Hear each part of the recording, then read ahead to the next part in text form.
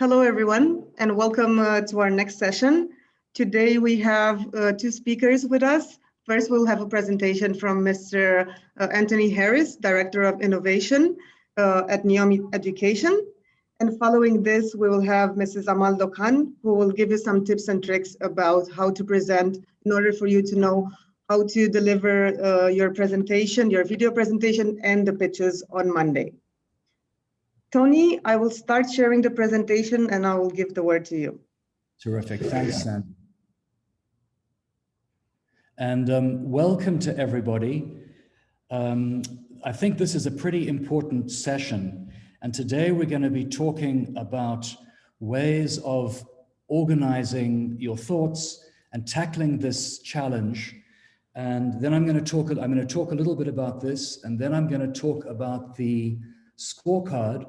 And then Amal is going to talk about how to pitch. And we're all very much looking forward to that. And Amal, as I said, if you want to dive in, please do. Sandy, so I'm just seeing you right now. Okay, I've got it back. Okay, so let's dive right in. So you've selected a challenge, and I'm sure in your group that you've got a couple of different ideas about how you solve the challenge. But the key thing is, how do you choose an idea and how do you turn it into a viable business? That's really the key question. So, you know, there are some entrepreneurs who start off and they put an idea on the back of a napkin and they get funding, but that's very, very few people. On the other side, Sandy, let's just stay with this slide for the moment. On the other side, you can write a business plan, and that's a huge, big document that will take you about 6 months. But there is a way of doing this that's somewhere in between. But the key things that we need to think about are, what industry are you in? What problem you're solving? Who's the customer? What are your resources? What are your costs? How you're going to sell your product or service? And then how you're going to make money. So we need a way of organizing our thoughts to answer those questions. Sandy, if we can go to the next slide, please. So when you're doing your pitch, and you're all going to be submitting it online, and if you win the domain, then you may be doing it live. We want to make sure that the people, either the judges, or if you're looking for money, the potential investors, they need to be sure that you really understand all of these issues. And by the way, I should have said, if there are questions, please put them in the chat, and then we'll tackle them in a second. Sandy, let's go to the next slide, please. So now I've got a question for you, and I'd like you to respond in the chat. If you're the CEO of this company that runs steam engines, and somebody asks you, what business or industry are you in? What would you say? So let's see the responses in the chat. Let's see what we get.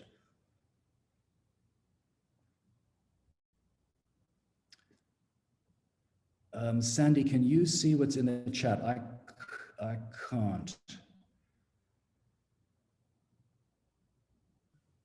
I can see, I see transportation. Two answers, transportation. Okay, anybody else? Come on, we've got a whole bunch of people. We've got a whole bunch of people participating. Let's have some other answers. We've got transportation, we've got rail transportation, railway station, import export. That's an interesting one. I like that. That's unusual.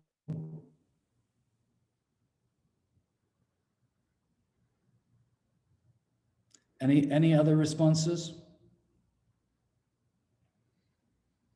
Okay, so a lot of people have said transportation, and I would say that's a great answer. You know, sometimes people say, well, that's a really obvious answer. It's a train company.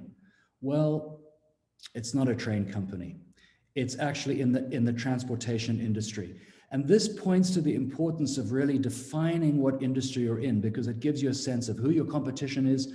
And can you imagine back then if all of those companies, instead of thinking themselves as train companies, if they'd thought of themselves as transportation companies, maybe those very same countries would be running airlines right now. And one can think of all sorts of examples of companies that have a very narrow definition of themselves, and they are unable to reinvent themselves because of that. All right, let's go to the next slide, if you will. All right, so here's the new Tesla Roadster. I don't think it's actually been released yet. So if you were to ask Elon Musk, and as all of you know, he's the CEO of Tesla, what business Tesla is in, what do you think he would say? So let's have some responses. What business is Tesla in? Let's see what we get.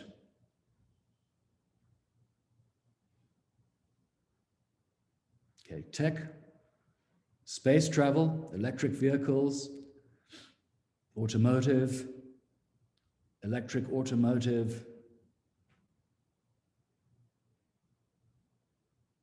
another one, electric automotive,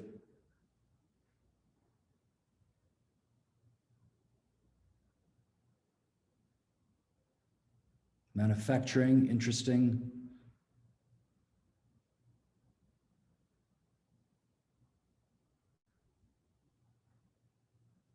Okay, great. I think everybody's given some really interesting responses. So remember the first slide, we talked about a way of organizing all of this information. So let's turn to the next slide. And this is one way of organizing information. It's called the business model canvas. Don't worry about what it's called. And this actually applies to Tesla. So if you look at the orange block, top left-hand corner under key activities, these are the things that define what the company is like. So look at your responses and see if it matches some of these things. So this is how Tesla defines itself. Mostly R&D, design, software development. So interestingly, for the person who put the manufacturing response, isn't it interesting to you that they don't list manufacturing as one of their core competencies? Because they probably reckon that they can subcontract that out. But really what I wanted to show you was this is a way of organizing all of that information.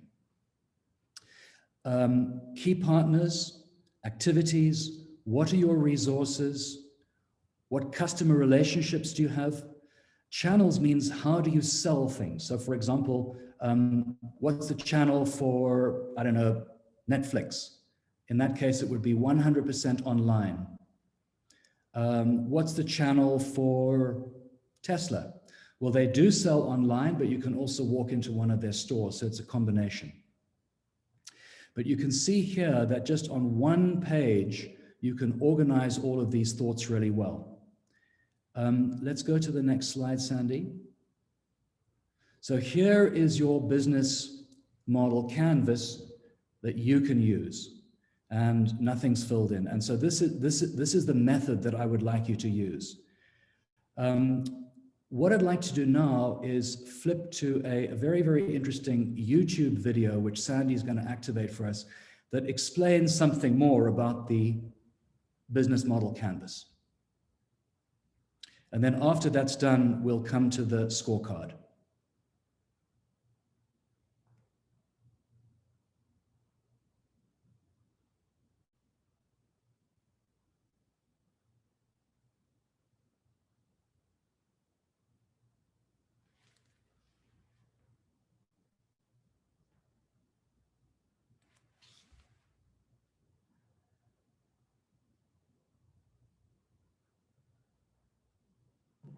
Can you see the YouTube video now? Yep.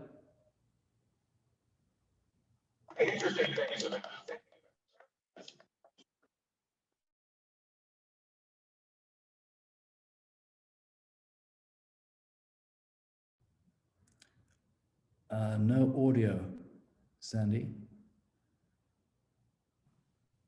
Let me just check.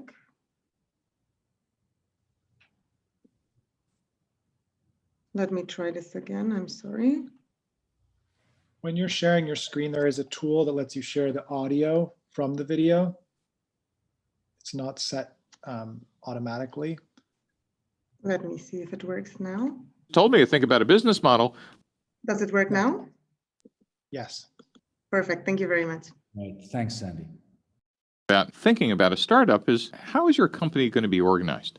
And what we now know is the most efficient way to think about all the pieces, just all the parts, is by a business model. And so the next question is, okay, Steve, you just told me to think about a business model, but what is a business model? What are all the pieces? Well, let's take a look. And a business model is how a company creates value for itself while delivering products or services for its customers. Now, if you think about it, in the old days, we'd think about how to organize a company around functional organizations. We think, no, a company is about its sales department or its engineering department, and you would draw an org chart. But now we're going to draw a very different diagram. We're going to draw a diagram of how to think about all the pieces of a business. And so let's take a look at these 9 boxes. 9 boxes to describe any company from the world's largest to a 2-person startup starting in your parents' garage. Let's take a look at the first piece called the value proposition. The value proposition answers the question, what are you building and for who? The value proposition says, hey, it's not about your idea or product, it's about solving a problem or a need for a customer. That is, what pain are you solving? What gain are you creating? And more importantly, who are your customers? Now, value proposition is a fancy word for what product or service are you building. This is where you normally would list all your features and here's all the speeds and feeds and benefits and whatever, but you're really going to be asking a different question than might have been used to. It's not all about your technology. Your technology is just part of the value proposition. Customers really don't care about your technology. The customers are trying to solve a problem or fulfill a need. By the way, we'll be talking about this through multiple lectures. The difference between a problem and a need is, a problem is, I have an accounting problem, or I want to use a word processor. And those types of products solve problems. But there are other things that human beings do, like I want to be entertained, or I want to have a date. Those are some basic hardwired social needs. Or I want to communicate with my friends, like Facebook or Twitter. Those are needs. Needs are different than problems. And by the way, if you could find products that solve needs, your total available market, as you'll see later, is huge compared to I solve specific problems. So the next thing is, who are my customers? Who are they and why would they buy? And as you'll hear a number of times, your customers do not exist to buy, you exist for them. And what you're going to do by getting out of the building is figuring out all their geographic, social characteristics, demographics, such that you actually could draw and put up a picture on your wall of who the archetype is or who the persona is of your customer. And it turns out that in most startups, you might have more than 1 or 2 or 3 types of customer archetypes and personas, but you need to understand them in detail. And there is no possible way you could have anything but a hypothesis on day 1 of who they are. The next is channels. How does your product over here get to your customers over here? And we use distribution channels to do that. Now, what's really interesting is pre-1990s, the only channels to get to a customer was a physical channel. That is, you went to a store, you had salespeople, there was physical distribution. But since the mid-1990s, in the last couple of decades, we now have virtual channels, the web, mobile, cloud.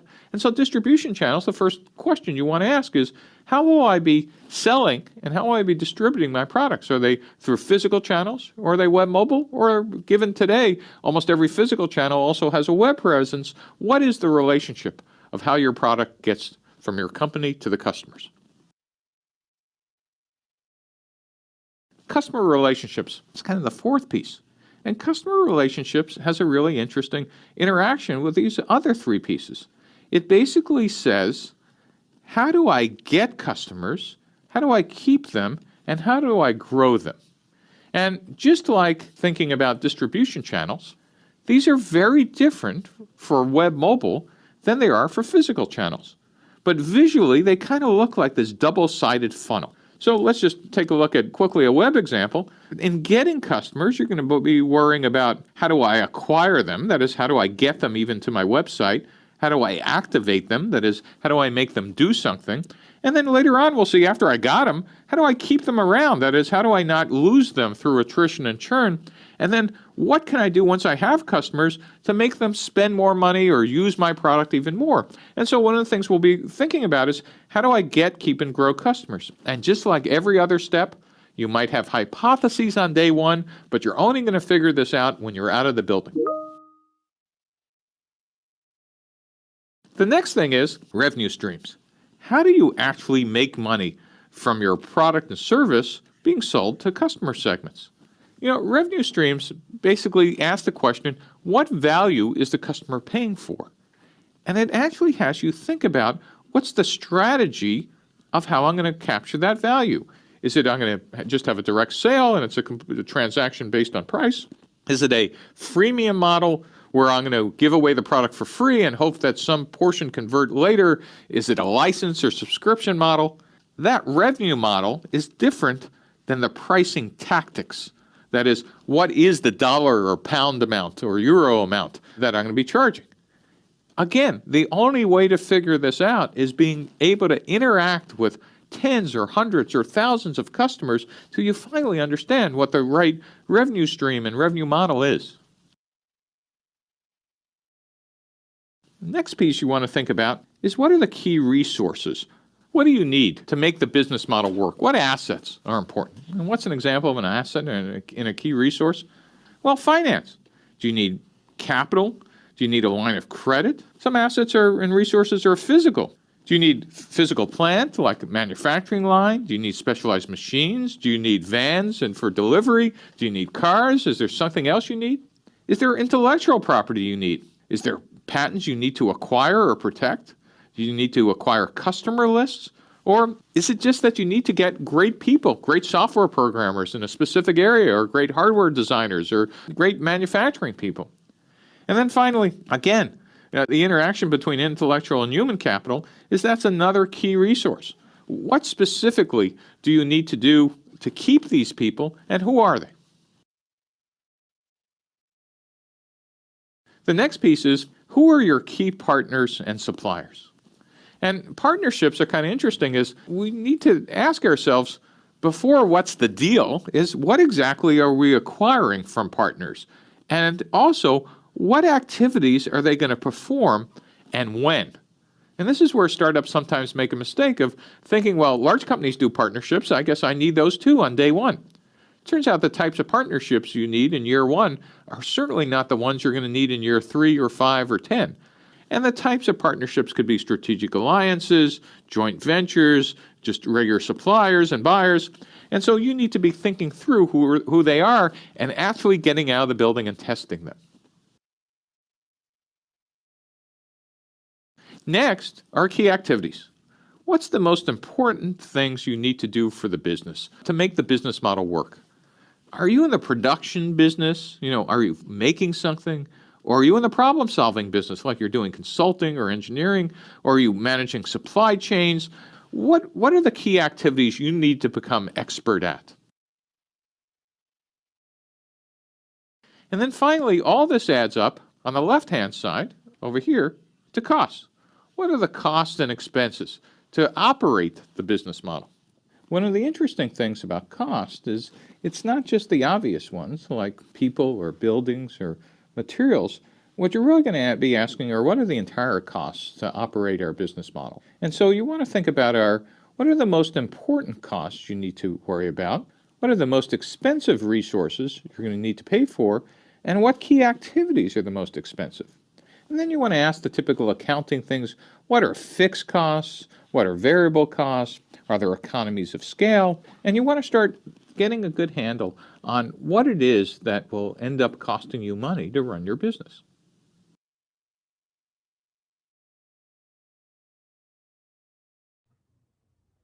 Thanks, Sandy. Well, I hope that made the business model a little bit clearer for people. If you have questions, please ask your mentors. You feel free to directly contact me.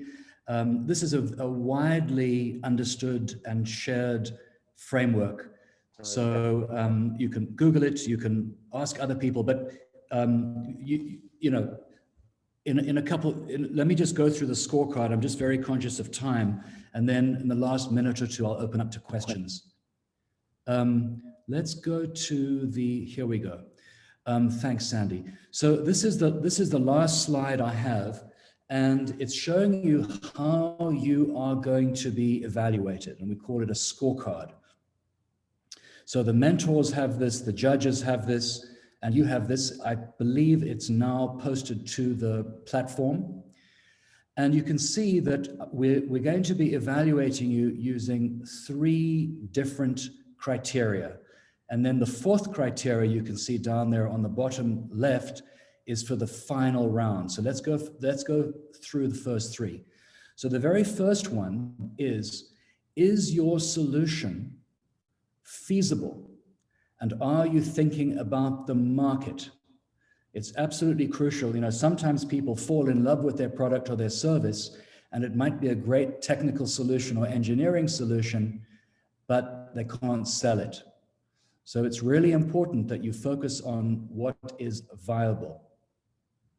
The second criteria is this solution creative? Is it innovative? In a sense, what we're really looking for here is we're looking for a solution that transforms the industry. So I'll give you an education example. It's fairly straightforward to start one terrific school with an unbelievable program. But it's a very, very different matter to start a network of schools that are terrific, because then you're scaling up. And what we're looking for is a solution that scales. Third criteria, what kind of impact are you going to have with your solution? We're looking for something that really transforms lives. So if you can come up with something, and it's kind of related to the previous one, we're not looking for something that changes the lives of 5 people. The really great solution will actually transform a billion people's lives. And that's ideally what we're looking for. The final criteria is for those groups that win the sectors or the domains, and they're doing a live pitch. And this is what Amal, I think, is going to be talking about in just a few minutes. How do you do a really terrific, compelling, powerful pitch? So I'm not going to talk very much more about that. I'm going to leave that to her. So I think we've got about 3 or 4 minutes for some questions. So let's throw this open to participants and ask us anything you like. And you can either ask live, or you can put a question in the chat, whatever you prefer.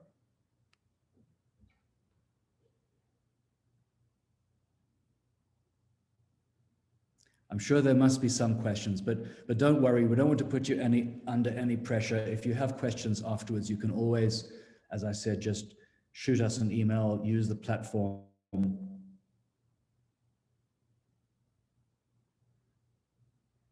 Okay, so it looks like there aren't any immediate questions. So Sandy, should we just hand over to Amal, and then she has a couple more minutes. Sure. Hello again, Amal. Just to introduce you to Mrs. Dokhan, she's the CEO of the Global Entrepreneurship Network. So she has plenty of experience of delivering pitches, and she kindly agreed to offer some tips and tricks for you for this challenge. I'll give the word to you, Amal. Thank you so much, Sandy. And thank you, Anthony, for making it a bit easier so I can move into my part. So welcome everybody to the session. I'm very delighted to see some cameras on. So thank you so much for letting me see your faces. It helps me a lot to talk to somebody that I can see. So if I could actually urge you to try to turn on your cameras, I would really appreciate it. I'm used to live audiences. And after COVID, I think we all had to shift, and get used to the Zooms and all of these stuff. But, guess what? That's a good thing. Anthony spoke about the needs, right? And about the human factor and about the customer's needs. And our needs in terms of presentations, we used to need a hall, and we used to need to actually prepare a place and go and book and do all of these stuff. And today it's a virtual platforms. So our needs are shifting. Our behavior is shifting. And that's what you all need to pay attention to when you're designing your solutions, your products, and everything that you're doing. Nothing touches the human persons, and the human beings more than the emotional factors and the fact that you can satisfy me and provide me with all of that. And then to be able to build a business model that is sustainable, that will make you, instead of serving 5, you'll be serving 5 million. Because when the idea is small, you can test it on 5, and that's absolutely okay at the beginning. But as time goes, you would want to increase the number. And that's why we see most of the big companies, they start with small segments, by the way. There's no company that started really big. And name whatever you can name. I bet you all of them started really small, just like you, wondering about ideas, what should I be doing and not. So let me tell you today what I'm going to tell you about. It's about how to pitch your ideas. And I wanted to tell you a little bit about myself, honestly, at the beginning. As you see in the picture here, I'm running on the left side with those school students.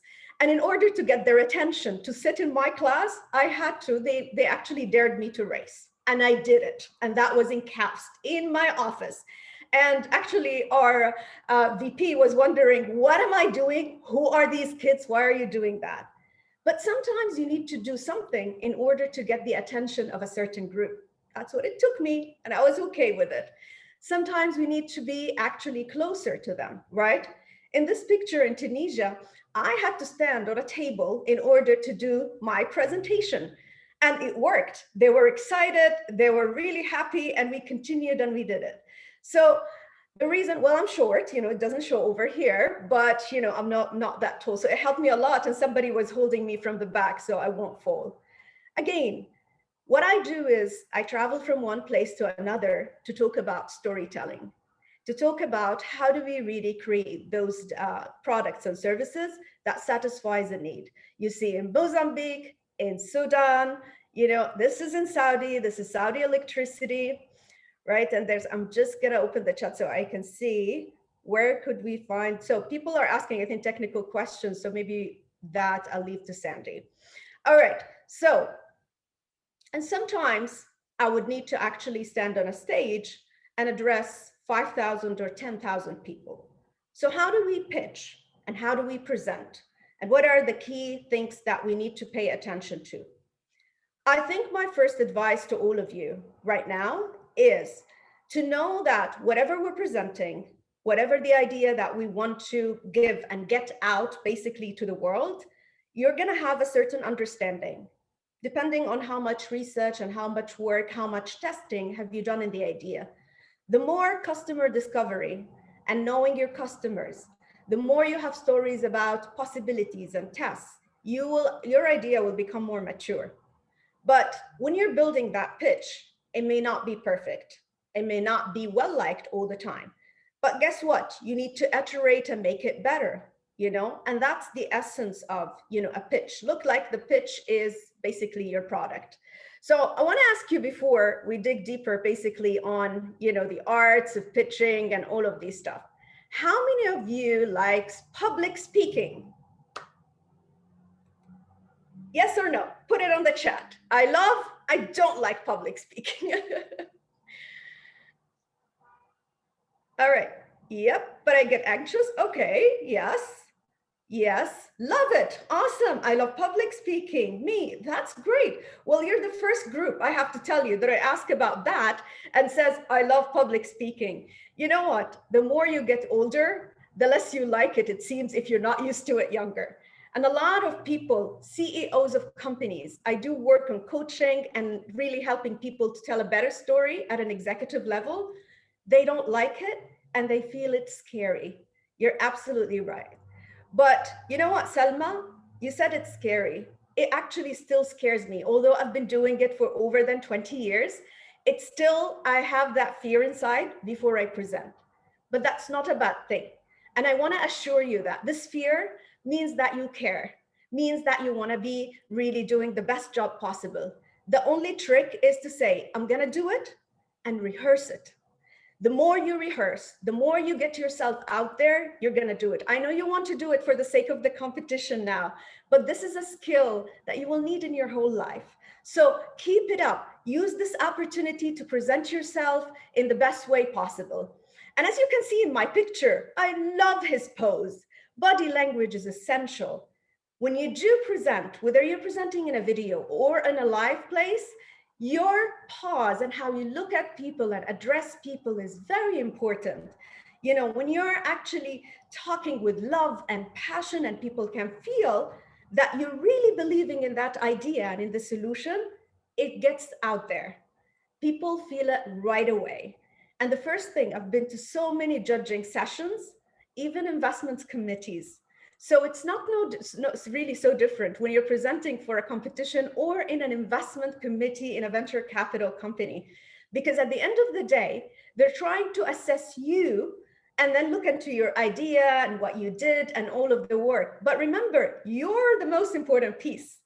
Don't really over focus on cramping lots of information and forget about your style in presenting, right? So that's my first advice. Focus on you, your voice, your presentation. If you're going to do it on video, what do you want in your background, right? Make sure that you're setting up the tone for people to receive. That small screen is all what they see from you. They don't know you outside, you know, that frame. So let everything behind you present and complement your idea. It could be a white wall, that's absolutely fine. But then you become the person that fills it inside. So we spoke about fear. Well, I do like really this quote a lot, right? For Bruce Lee. So I fear not the man who has practiced 10,000 kicks once, but I fear the man who has practiced one kick 10,000 times. What does that mean? What we mean here is that every step counts. When you practice that presentation, how do we practice? What do you mean? Where do we get people? Your first test, take a mobile phone, put it in front of you, record and pitch. Listen to it. I tell you, until today, when I watch myself presenting, I don't like it. And I critique myself a lot for a word I said, for a move, for being over hyper most of the time. But I try to get it better depending on the situation. So watch it one time, you critique yourself, put your points. Go the second time, go the third time, go the fourth time, fifth, sixth, you know, until you're actually satisfied and kind of happy with the way it is. One thing that helped me in my presentation, even if it was a startup pitch, to pick a presenter that you really like, someone you think touches you. Don't copy, but just try to see what are the things that are interesting about those speakers. There's a lot of startup pitches on 500 Startup and Y Combinator. If you want to be inspired, just it's for free. It's available on YouTube. Just put Y Combinator startup pitches, 500 startup pitches. You'll see tons of those. And I can share the links later on with Sandy, probably to share it with you as well. So after, you know, practice, really taking care of your body, you know, language and all of these stuff, remember, it's your stage. It's your moment. Don't think of others at this stage, right? Because you're not seeing everybody. Think of yourself and then think of what you're going to try to convince them. If you are able to know who are the judges, and I don't know the rules here, but sometimes the judges are announced.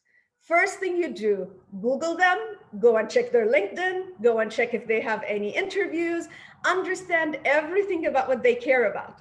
Because knowing what people and where do they come from, sometimes you throw a story, a jargon, sometimes you would mention something about healthcare where the person cares about healthcare, suddenly you'll see the move goes like, healthcare, that's probably something interesting. So do your homework in understanding who are the people and the audiences that are gonna be there if that was possible. And the most important thing is, this is a narrative. It is a story.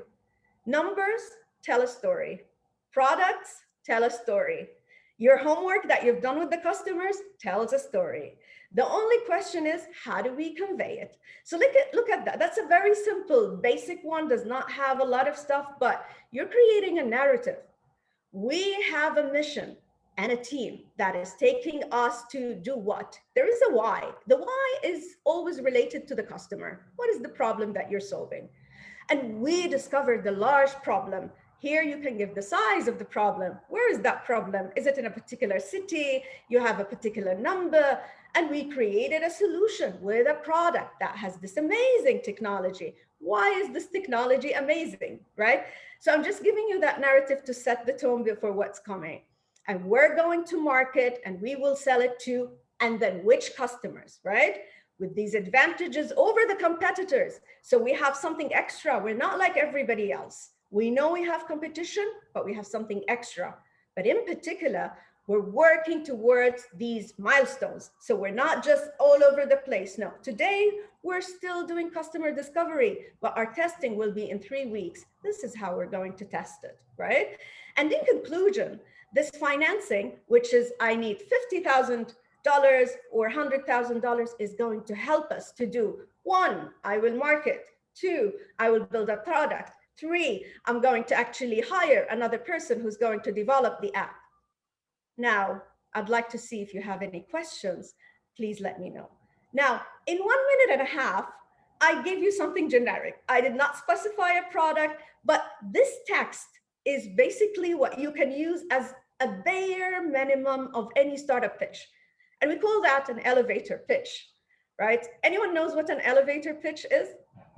Yes, no? It hints, right? An elevator gives it out. What's an elevator pitch? Come on, I need you to guess. Any guesses? Is it a short pitch that you can give within like 30 seconds that would hook investors on? Excellent, Amy. Thank you so much. That's really great. It's absolutely what you just said. It's a 30 seconds pitch that you can do to an investor or anyone who might be interested. And do you know, guys, why is it 30 seconds? Anybody knows? Guess. In an elevator, when you go from exactly. like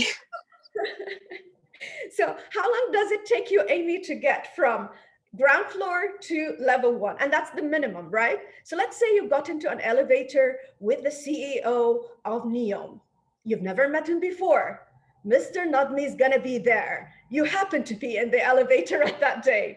And then he's in front of you and you've got this idea, right? And then you've got only like those 20 seconds. Well, my name is Amy and I'd like to tell you about 30 seconds. And this is my number. I will reach out to you. And then you leave. God knows what's going to happen after that, right? Well, nothing bad will happen. The worst that could happen, you'll be memorable, right? And he's going to remember that person that pitched him in 30 seconds. That's why it's called an elevator pitch. It's catchy, it's interesting, it actually goes to the point.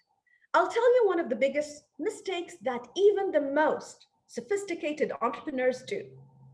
They keep talking about the product on and on and on and on, and the technology, and I brought artificial intelligence and deep learning and use all the Internet of Things, and nobody knows what they're talking about, but they throw all of these technical words that at the end of the day, it does not mean a lot. What really matters for a customer or an investor?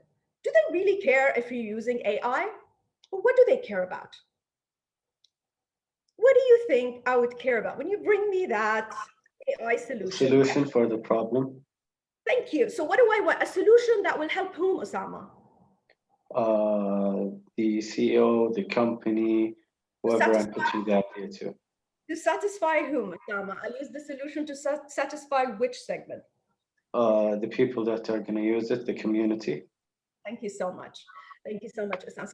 Absolutely it is. You got to tell me, why should I buy your product? Because I have customers that are actually going to use it.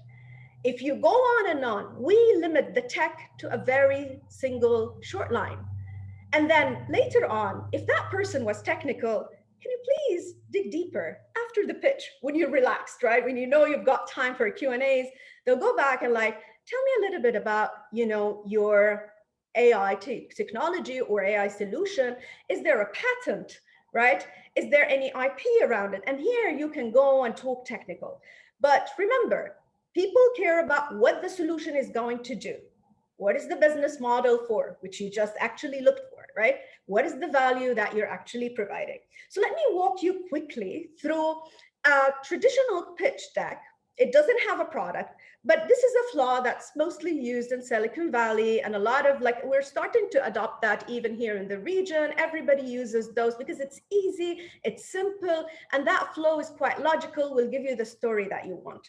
So let me just pull that a little and we'll go around it quickly. And then I'm going to show you one pitch of one company I'm sure you all know. So normally we have, if you're allowed slides, I'm going to show you the slides quickly. If you're not allowed slides, you can definitely do a pitch with actually voicing those steps out, right? So if there is no slides, just, you can remember them. First slides normally have, the startup name or the solution's name. And then we normally put a catchy, brief tagline under it, right? So people would remember, oh, that's the solution that enhances, the situations of living in rural areas, for example, right? So whatever it is, you're gonna have to put it over here. Now, this is not like a textbook. You always get to change. You can change the order, but this is mostly preferred and acceptable with investors. So normally we start, what is the problem you're solving, right? And I'm going to actually show you a couple of examples. How do we tell that? You describe the pain, right? Here you talk about the pain. I'll give you an example that's really common nowadays. So let's say 6 million people around the world started to show mental symptoms of mental diseases, symptoms after COVID-19, right? Now, these are not new symptoms. They have experienced it before, but they never knew that they actually suffer from psychological issues until a very big trauma came and hit those people. Well, psychological issues are not really acceptable in our culture. It's considered a stigma. How do we create a solution for these people to be able to access that, right? So I gave a number, I gave a segment that's suffering from that, and I can elaborate more on the pain, right? Here you don't mention solutions, right? You're only talking about the problem, and probably if you want to talk about a huge market size, right? And then here I come, and now we offer this solution. We offer a mobile application that provides security and a lot of diversified psychological coaches and therapists that will be accessible 24/7 in multi-languages, right? Now, this is part of the solution, which provides convenience for people to access therapy at any time without leaving their houses. Now, this is not the place to go technical. Remember, this is just the general solution, the big picture here. Now, how do we intend to make money? Well, this is a subscription model. Our customers are going to pay $5 every month with unlimited access to the therapist plus the chats. By the way, I'm not making any sense. I haven't studied that. I'm just throwing examples, right? So don't really overthink what I'm saying. So this is what I'm offering through the subscription. The business model, as Anthony mentioned, it could be subscription, it could be one-time payment, right? It could be a flat fee. It could be, a lot of these stuff that we can come. It's just, how do you make money and what do you intend to really charge people on what basis, right? People need to understand, how do they do that? Or is it going to be billing, like traditional billing, for example?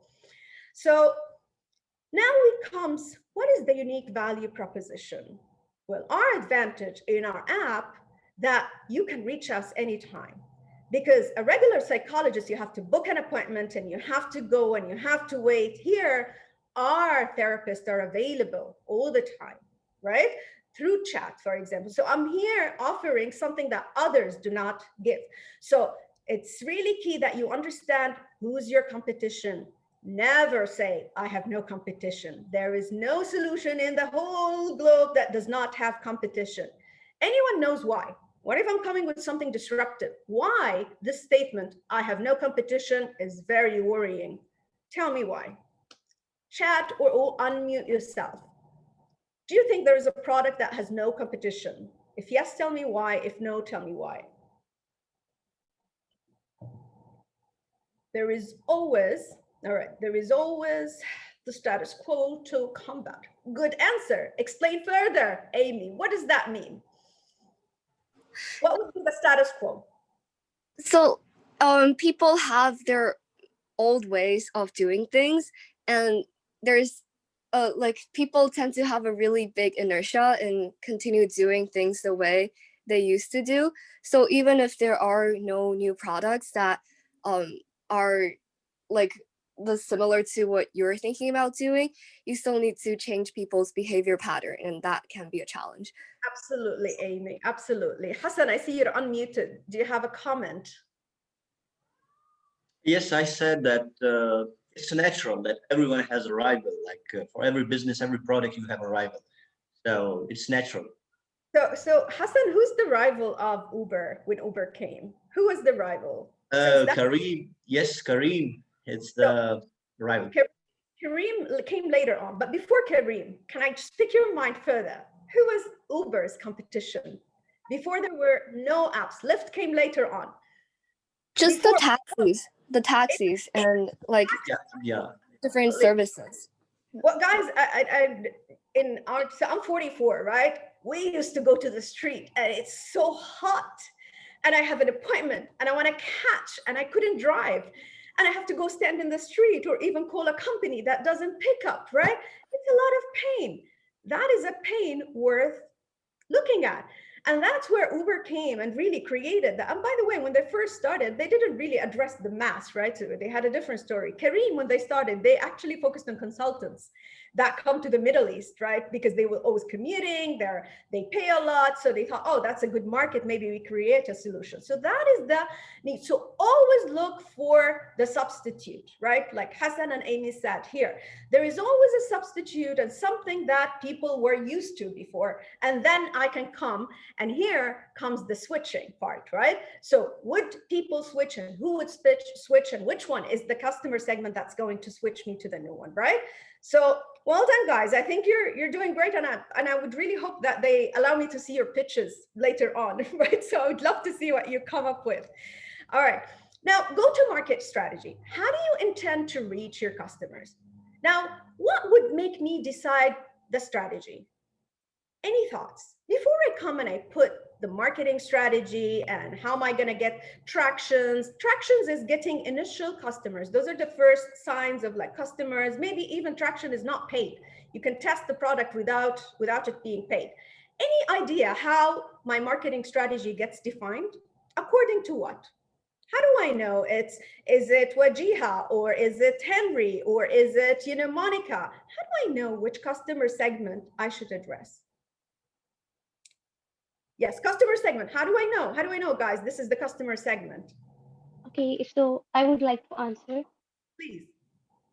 Okay, so like we have to define our customers in case if we are targeting schools, so we would obviously go for the children's, and our customers will change if we are making some jeans kind of stuff product, then obviously we are going to target youth. So this is how we have to define our segments, customer segments. Spot on, Wajiha. Well done. So it's exactly what she said. If my customers are school students, I know where school students exist, most likely on social media. Maybe I'll go to TikTok, right?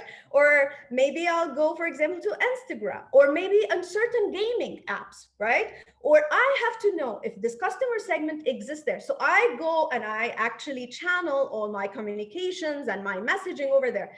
Does it make sense to target you guys in the age group you are in a newspaper? I'm going to put an ad. I'll spend 200,000 riyals and I'll put actually an ad on a newspaper. Is that suitable for you? Yes, no. No. I bet that I don't read newspapers anymore, right? So I bet that you're not. You get your news because of why? It's not that you're not interested in news. We're all interested in news, but we get it from a different source. right? So you have to know and understand the market and know where do they get it. And that's where your marketing strategy comes in place and you channel it in the right direction, right? Keep that rule in your mind. By the way, that's a golden rule even at work. When you want to talk to somebody, you want to know what their interests, what do they like, where should I be focusing, right? All right, let's keep going. I have 7 minutes, I have to run. Now, metrics for early stage startups. Now, if I am starting, I haven't done anything really. Where do I get my numbers, right? So can I put any sort of metrics, subscriptions? If I have nothing, I can use benchmarks, right? So another company have started this, and this was their numbers. This is the type of customers they have targeted. This is where they existed, but we plan to exist in that different market. And we anticipate, you can put some assumptions, for what you expect to be happening. Another point, it depends on the timeline. Do not hesitate to test your product on very simple tools. I know this is a different topic on prototyping, but it really helps if you're able to test it on a simple manner in order to get some customers, in place. This is the slide I told you about. Competition must be there. Your homework is to understand every single competition that exists in your country or in the globe, because you understanding those competitions will make you a better competitor and a better company to be. You know what everybody's doing. You know their issues. Read all the news articles about them. Read everything that actually comes up about them. That shows that you're in light of the market. You know what other companies are doing, and you know why your company is going to succeed or why your solution is going to succeed, because you simply know where the flaws. Every company has a flaw and has something that they don't do well, right? Okay, status and timeline, my favorite slide. It's up to you if you want to put this, but I do love it, especially at the beginning. Here, we put something like a timeline, and it shows at the beginning, this is where we actually started gathering the team in the company. In 2020, let's say June 2020, team was assembled to put the idea. And then you say, for example, November, we're doing 100 customer interviews, right? And then we will be running a beta test in this stage. So this is your plan, hypothetical plan. This is not like a business plan that's solid. And no, this is up to iteration and changes, right? But this is what we put. It's good to plan, but it's also good to be agile and lean because you're a startup, right? So it's okay to change. It's okay to figure out something on the way that may not work. Don't forget to put your beautiful team. We always love to see the pictures of the team, your beautiful faces, put them here, what you're studying, if you had any internships, if you had any working experience, what makes you a special, capable person to run this company forward? Why should I be funding you? And believe it or not, a lot of companies believe in the team. Look into these. These is like sort of a company. Sequoia is one of the biggest investment companies. If you're invested by Sequoia, that's so prestigious, in the startup world. So Sequoia looks into the company purpose. This is the order of what they really value the most, right? And DocSend actually looks at company's purpose first, but all of them look at the deep why, right? And then this is the order, which is exactly the order, by the way, that I told you. One slide that I would like to actually pay your attention to, which is why now, number 4. Why did you think of this solution today? Is it because there is a social shift? Is it because there is a digital transformation happening in a certain sector? Why is it the most suitable? Some companies come too early, others come too late. And with those two, there is problems, right? Doesn't mean that the company will die, but it means there's other education for the market that needs to be done. So think of why you would exist now. This is a nice slide that I always like to show for showing a team. If you have multi-members, right? So this is like a cool way of presenting a team if you don't want to go traditional.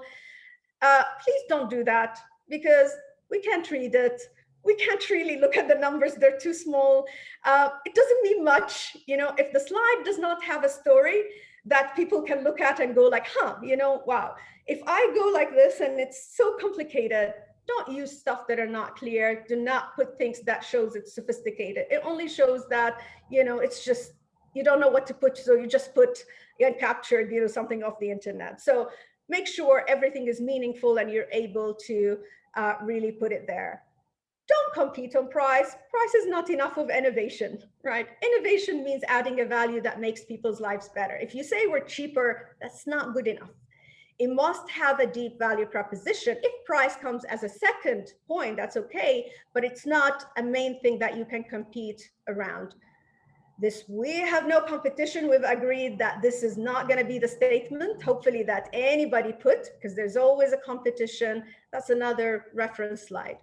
Now, I know I've got 2 minutes, so what I will do is probably I'll send you this video to watch. This is about a story. I'll just play the first probably 10 seconds. It's just about storytelling, and then I'll show you the last slide. Once upon a time, information was scarce, so we made decisions based on the advice of experts, using them as North Stars for insights. Now, thanks to the internet, we can ourselves try and find our own answers to questions that plague us and find information to make informed decisions. But instead of finding clear answers, we often find noise. We're living in a world where we have too much information. And because of that, we're even more susceptible to great story. It's what helps us decide what to believe in. Stories are important because they're meaningful. And they're meaningful because they're memorable, impactful, and they personally connect. First, let's talk about memorability. Eugene O'Kelly. Okay. So that's what I'm gonna leave you to watch. This as a homework, right? But that's a cool homework, by the way. Just sit and watch, right? So what you need to do, this video shows those 3 aspects. I really love mostly, the memorability part, right? And the impact part. When people remember you after the pitch, that's what you should aspire for. That somebody will say, oh, that person that talked about, that solution for Alzheimer, right? I want to talk to that person. That's the first thing that you want to happen. And always appreciate that good story that makes people really go like, yes, that's exactly what we want, right? And you want them all to cheer for you at the end. I used to do this and say, I ask people to swear on an oath of entrepreneurship. Maybe one day we get to do that with you. But I always say before I do it, they'll either say, oh, we're not going to listen to her. Why would we swear on something that we don't know about? But every time I do it, people go back at the end. And I always do it at the end after I'm done with my story, right? So then I know if I have impacted them or not. So do that test by asking questions and others. The last thing I'll share with you is that, and I'm not going to go into it in details, but I just wanted you to know that all the companies, including Airbnb and others, had early pitches that were so simple and similar to what you guys are doing, and it changes with mine. It used to be called, air, bid, and breakfast. So this is how they're pitched to their investors. There is a website that shows the early pitches to investors of all the companies. So I've got Uber, I've got Airbnb, and again, I'm happy to share them with you. So you see, they went over the problem, and then they go over the solution that they have, and my internet is slow, so I'm gonna send you the slides, and you're going to enjoy them, hopefully. And go over it, please. You'll see it follows pretty much the same format that I actually have given you with the market and all of these stuff. So one important thing to leave you with, enjoy it when you pitch. Your energy, your emotions, all of that shows in a video and in reality. So make sure that you're relaxed. Please sleep well before you do it. Don't come tired and agitated. Just be rested before you do that. Take a deep breath. Even if it's scary, you're going to do the best. Practice makes you the best. So wish you best of luck, all of you. Happy to answer you at my email, or my Twitter or my LinkedIn. And we really hope to see your pitches at the end. And I'll send the slides to Sandy right after, we're done. So thank you so much all for your participation, and best of luck. Perfect. Thank you so much, Amal, for all your advice. Thank you, Tony, so much as well. Regarding the slides, I will be sending them to you through the email, so please look for them later. Amal, if you can kindly share them with me as well, that would be right away. Perfect. Thank you so much. Tony, I will give the closing word to you. Yes, just to say thank you to all the students for joining us. This session will be recorded, and Sandy, it will be on the platform. So if anybody wants to, because we've given a lot of information Amal, thank you so much for a really terrific presentation. Wonderful. There is a lot of information here, so I suggest, go back, have another look, and if you have any questions, please do send us the questions, and we'll do our best to respond. So the last thing I want to say to all the students is good luck and have fun.